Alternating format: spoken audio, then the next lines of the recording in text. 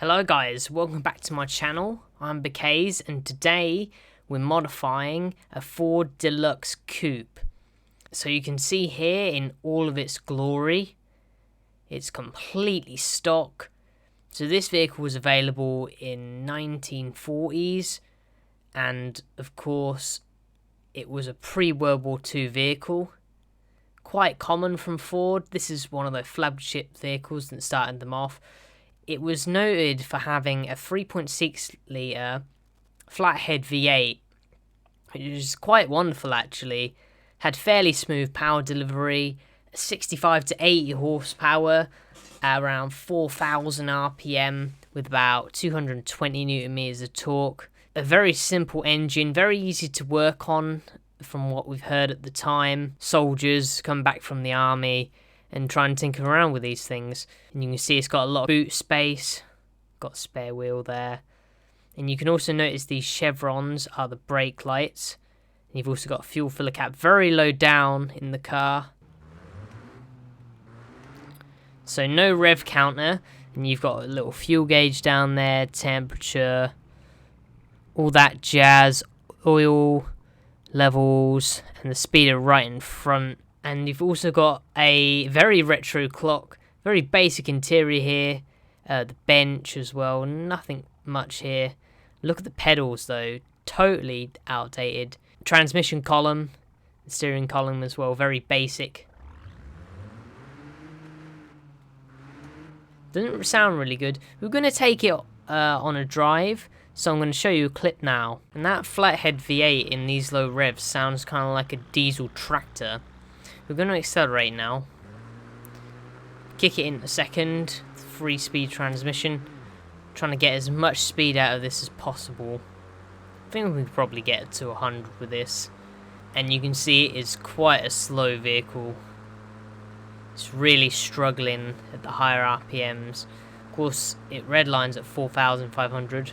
We're going 80 miles an hour. Yeah, not going to really push it past 86 miles an hour. The thing is, even though it doesn't grip very well, because it's such a low speed, it can just go past any corners. So yeah, it doesn't really matter. So we can do a handbrake turn in it. Oh, that was painful. Bit of wheel spin. So now we're just going to cut back and see what we can do to it in the workshop.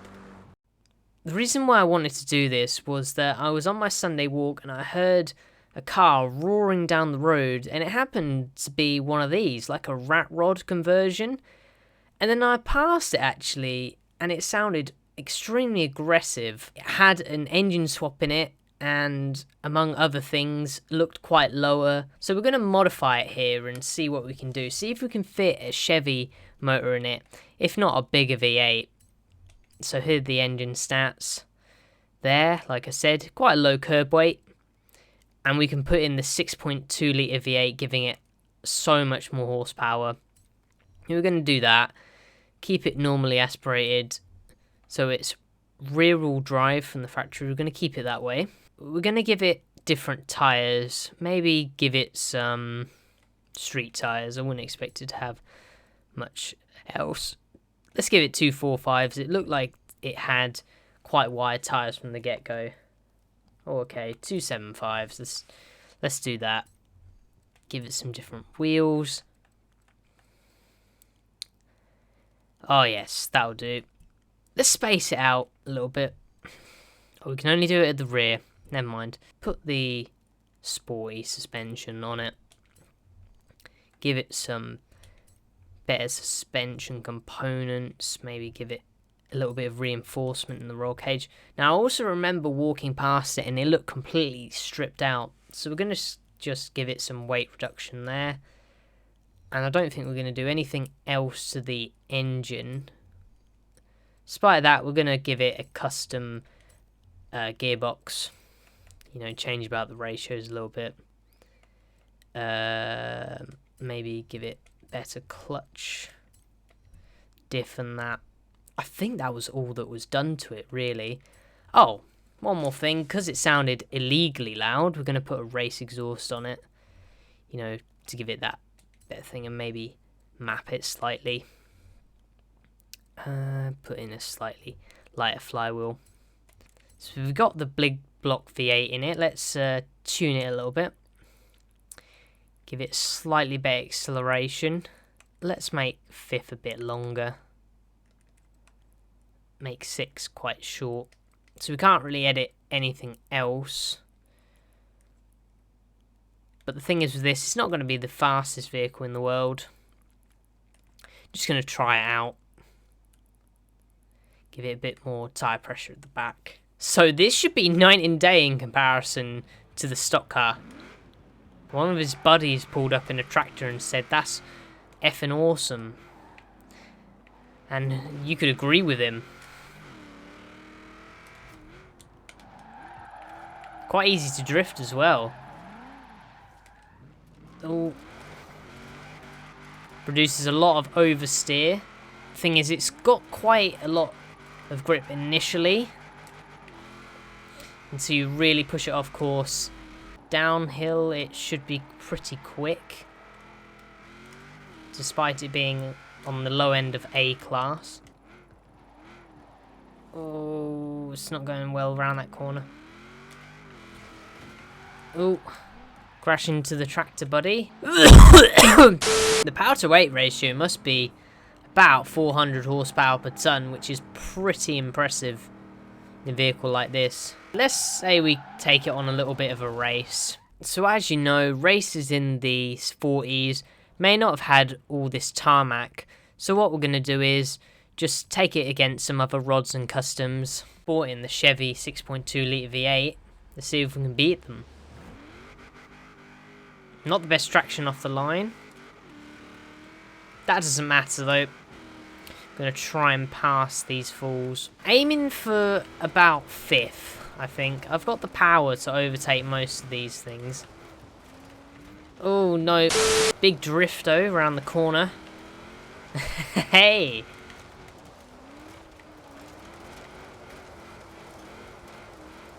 I can just use this power to just get it around the corner. The power of the LS is great. Well, I've gathered 3 positions, so another 4 shouldn't be too out of reach. Oh, I didn't upgrade the brakes. So I've uprated the brakes to sports brakes. Obviously removed the rear chrome bumper. Oh, that's way better now. Way more manageable. A little bit less weight. And I've also added a front splitter in the front, if you can see that. Added downforce should keep me stuck to the road. Let's see where we brake at this corner now. Reasonable. That's very good. Power delivery linear from the naturally aspirated 6.2 litre LS. Come on, let's overtake you. I'm trying to play this clean now. I haven't got the pull. Oh, maybe I do. These were kitted out. Not quite to this extent, but you know. You know, it's the power of fuel injection, isn't it? Most of these were carbs. It's this part where we suffer. Nearly 450 horsepower and 600 newton meters of torque. Say probably about 20 times the amount of power, I'd like to say. No, not 20 times, 5 times. What am I on about? Don't have 1600 horsepower, although we could make it that way. Maybe interior view will help me. Give me that motivation to push on. I'll remind you guys that I am on the hardest difficulty. And I'm also not very good at this. I mean, the car isn't the most balanced thing in the world. Weight distribution's off, but what do you expect from the Deluxe Coupe? You're not meant to be driving it this hard. And I will say, if I'm honest, I'm taking it with a bit of caution. Maybe if I took this on a NASCAR oval, this would do alright. You don't have to do as many turns. A Hoonigan car is getting left in the dust at least.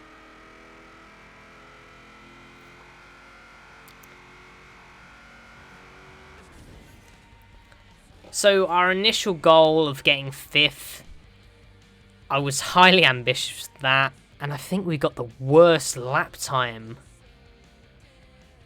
Funny thing though, because the Hoonigan Bel Air had one of the best lap times but still came last. Now, who really cares about going in corners? Say we're in America, post-World War, let's just boot it.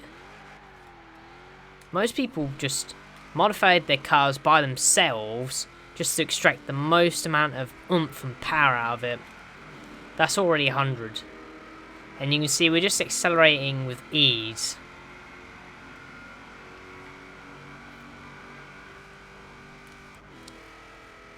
And this is what people would do, just go on a, you know, highway and just boot it. There were no speed cameras back then. Cops were probably more lenient. You know, police didn't care. And even though I'm kind of limiting this, we're still hitting about 164 miles an hour. Anyway, the next best thing is the drag strip. And let's take us to the quarter mile. I know a lot of people on Forza Horizon 4 tune these to do 7 seconds in the quarter mile, but this is my own personal build and of my own experience, so it's probably how that guy's car would behave in real life. But yeah, this is still pretty damn quick in a straight line. What do we get? 3rd place with a 12.18.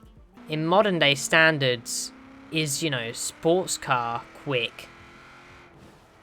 I mean, considering it's close to the 11s, if we put about 500 in here, this would be in high 11s easy, which would make it as fast as something like an Aston Martin DBS, a Bentley Bentayga, other stuff like that. You know, and also even Rolls Royces. And you know, the reason why I'm saying that is because this was the luxury car of the 40s. And comparing them to now, obviously luxuries come a far long way, as well as performance. But what do I think about this? Well, I think this is a nice little project. I say good luck to the gentleman that actually owns one of these. Not even sure if it's an official deluxe or just a replica. Most likely a replica. But yeah, he's shoehorned a massive motor in there, giving it a lot of power, and it sounds absolutely brilliant. Almost sounds too loud for a racetrack. But yeah, that's my take and my review on the Ford De Luxe Coupe in Forza Horizon 4. Thank you ever so much for watching. Hope you do like this video, and if you do, just to inform you guys, I do other sort of car related news, reviews, as well as play Forza like I have done today from time to time. I'll see you soon. Cheers guys, peace.